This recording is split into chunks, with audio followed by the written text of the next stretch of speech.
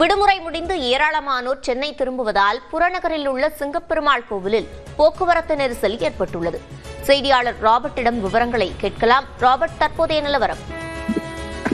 கண்டிப்பா சிவரஞ்சனி, அதாவது கடந்த 21, 22, 23 ஆகிய தேதிகளில் அனைத்து தரப்பினரும் தென் மாவட்டங்கள் நோக்கி சொந்த ஊர்களை நோக்கி சென்னை புறநகர் பகுதியில் உள்ள மக்கள் வாக்குப்பதிவு செலுத்துவதற்காக சொந்த ஊர்களுக்கு சென்றனர்.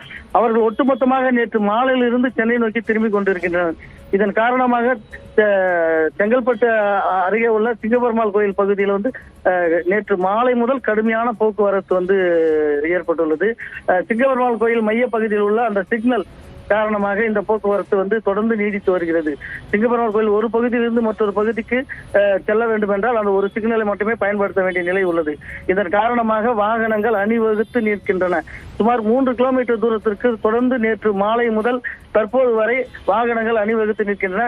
மேலும் இன்று பள்ளி, கல்லூரிகள் மற்றும் அரசு நிறுவனங்கள், தனியார் நிறுவனங்கள் எல்லாம் அனைத்து இயங்குவதால் வேலைக்கு செல்பவருடைய வாகனங்களும் தற்போது அதிகரித்துள்ளதால் மேலும் கடுமையான போக்குவரத்து தற்போது சிங்கப்பெருமாள் கோயில் பகுதியில் தொடர்ந்து நீடித்து வருகிறது.